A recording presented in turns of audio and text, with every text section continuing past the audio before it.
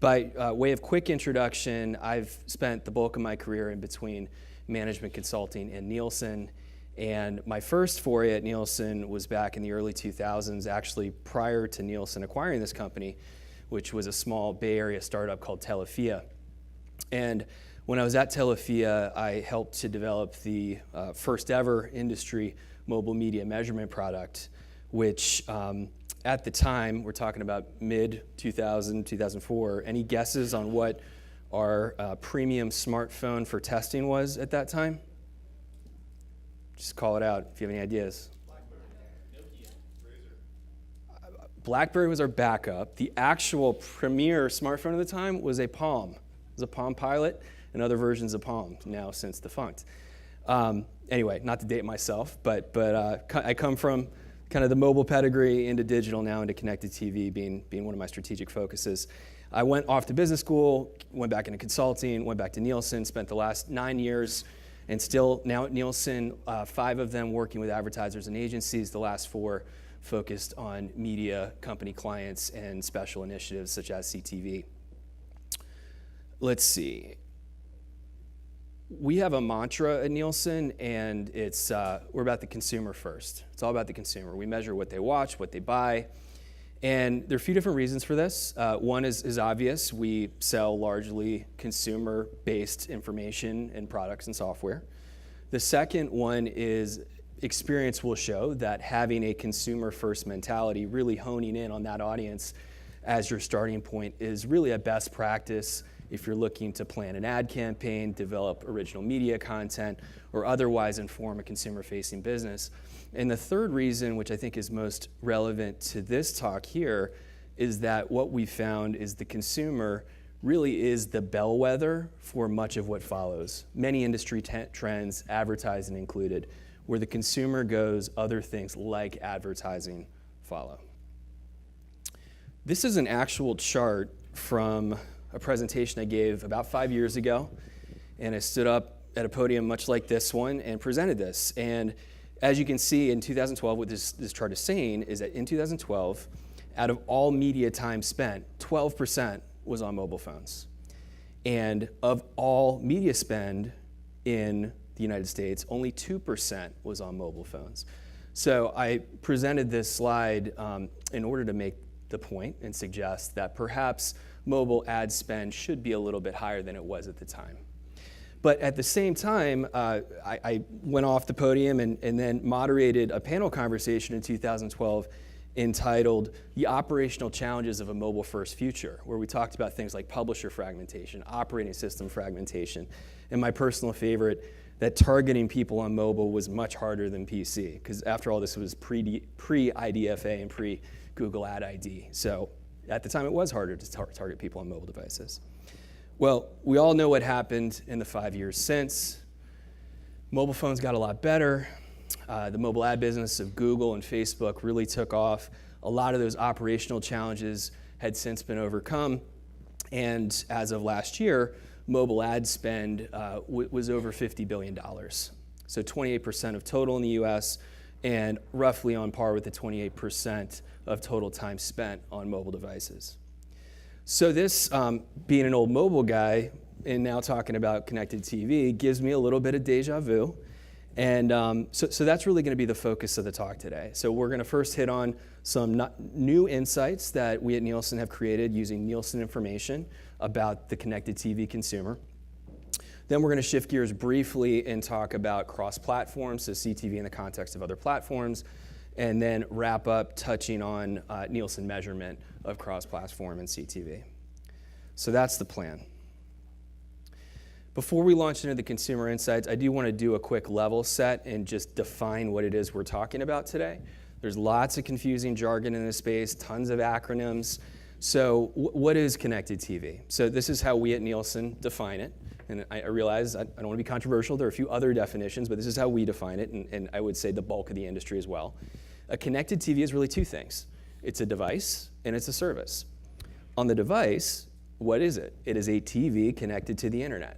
And I've provided some examples of different CTV setups that comprise a connected TV. So for example, upper left corner, that's an example of a smart TV. Below that, you have an internet connecting game console. And to the right, you have what we call internet-connected devices, or connected devices for short. On the right are connected TV providers, and they break down mostly by business model. So I'll give you a couple of examples. Netflix, right there in the middle, they're subscription only, no advertising at all.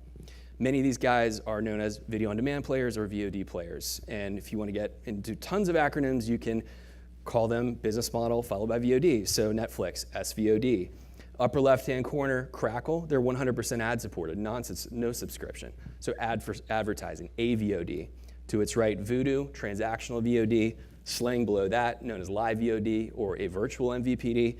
And to its left is Hulu, who has a hybrid business model of both subscription and advertising, so you could call them an ASVOD. So lots of different business models, but what they all have in common is that they deliver digital ads in some cases, but all of them digital content to the TV glass. TV glass is going to be our focus today. So what is CTV not? It's not traditional distribution, it's not cable, it's not traditional satellite, it's not free over air. Also, that one term you're not going to hear from me today, hopefully, is over the top, or OTT, which is similar to CTV, but not the same as CTV. What most define OTT as is essentially digital video over any device. And that could be a connected TV, that could be a mobile phone, that could be a computer. That's OTT. I'm talking about CTV, digital hitting the TV glass. Make sense? Okay.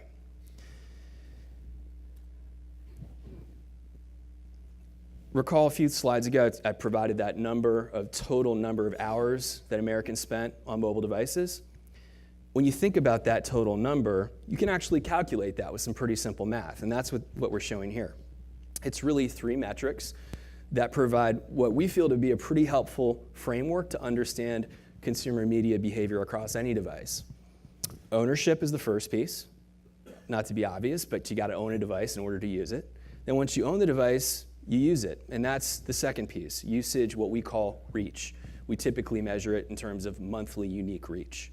Then finally, there's usage or duration or time spent. These are all synonyms. And that is, among users, how much total time are you spending using that device? You multiply all those numbers together, and that's what gives you the total number of hours that Americans spend using a certain device. So let's take that framework and apply that to connected TV.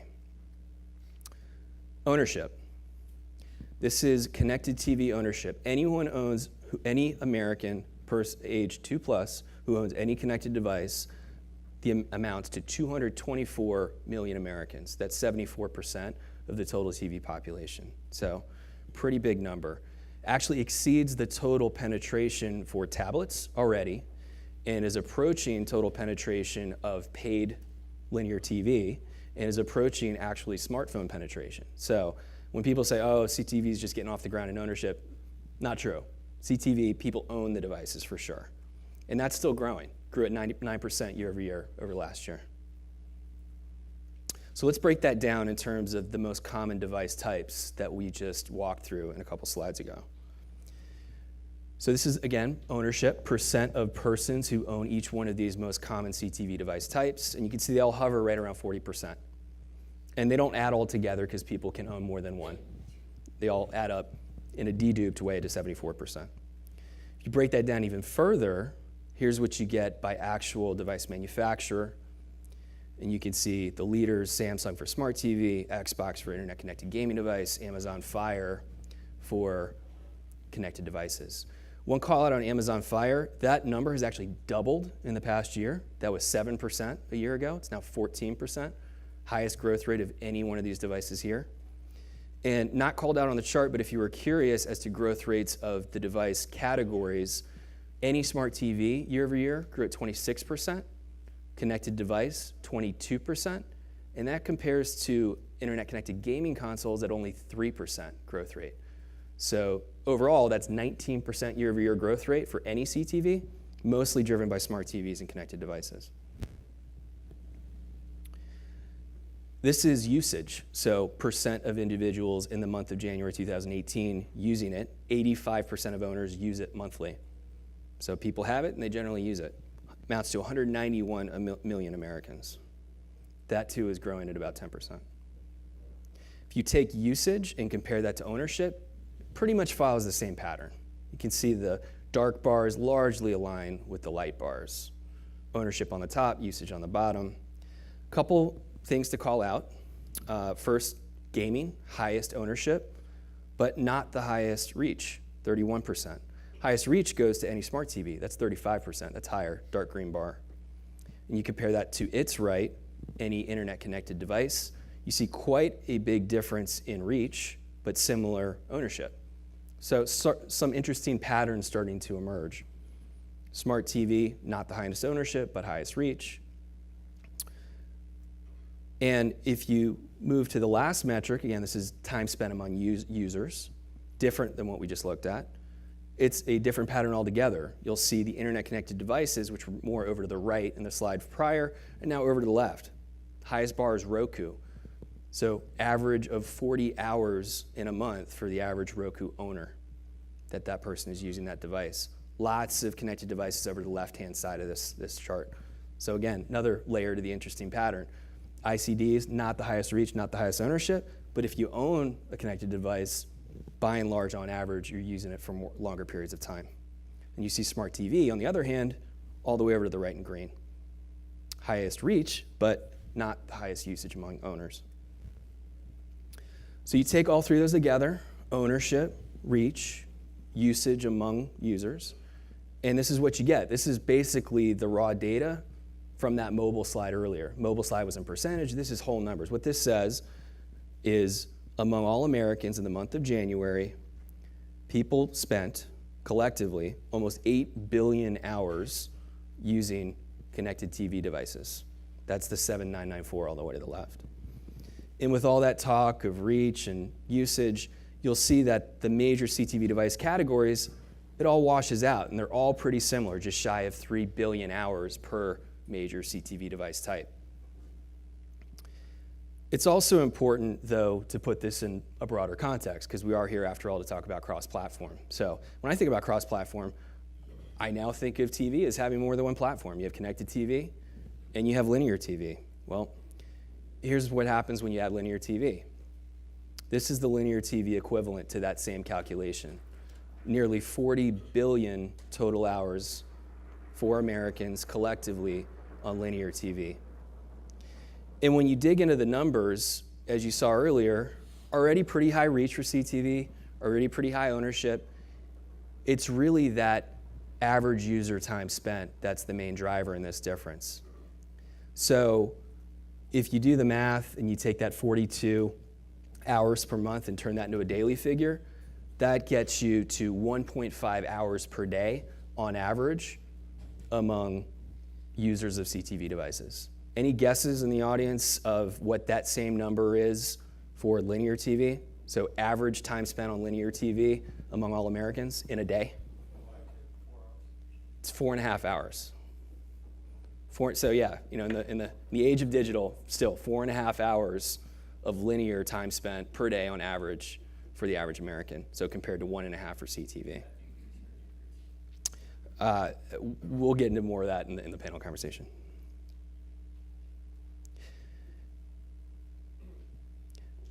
So we're running a little bit short on time, so I'm going to be a little bit brief on the measurement conversation. I'm sure we'll get into some of this in the panel, and happy to talk more afterwards about this. But we at Nielsen have what we call total audience measurement. This is our framework. This is our strategy. And the first thing of what it is it's comprehensive. And you see here in this chart much of what it includes. It's comprehensive in a few different ways. It's comprehensive by device. We just talked about a bunch of examples: computers, mobile, CTV, linear, radio, you name it. It's also comprehensive by business model, by client. We service the whole ecosystem: advertiser, agency, digital media company, traditional media company, you name it. It's also comparable. What that means is that when we measure linear TV, we're able to conduct that measurement in a way to be able to compare it to other platforms like mobile, like connected TV. And it's also flexible. We'll be the first to tell you that many of our clients are pushing us to our limits to accommodate their needs. And we've been doing it, and we've been doing it in digital now for 7 years with the first introduction of digital ad rating 7 years ago, which covered PCs at the time. We've since layered in mobile devices. Last year, we added Roku devices to include CTV measurement within digital ad ratings. And then just last week, I believe it was, there was an announcement during the Hulu upfront with us that now Hulu is going to be including connected TV as part of its larger DAR coverage. So we've been making great strides. We believe in DAR. And then, of course, there are other solutions such as TV ratings, which continues to measure watermark television advertising following the linear ad footprint. And also custom analytics, which is the team that I represent. And we do a number of things to help augment the more off-the-shelf products to provide our clients more custom needs, reach, brand measurement, and ROI measurement for all platforms, CTV included. I just want to share with you quickly a couple of examples. This is a total schematic made-up chart, made-up data, but made to illustrate the point of cross-platform reach, because again, we're here to talk about cross-platform. CTV on top of linear TV.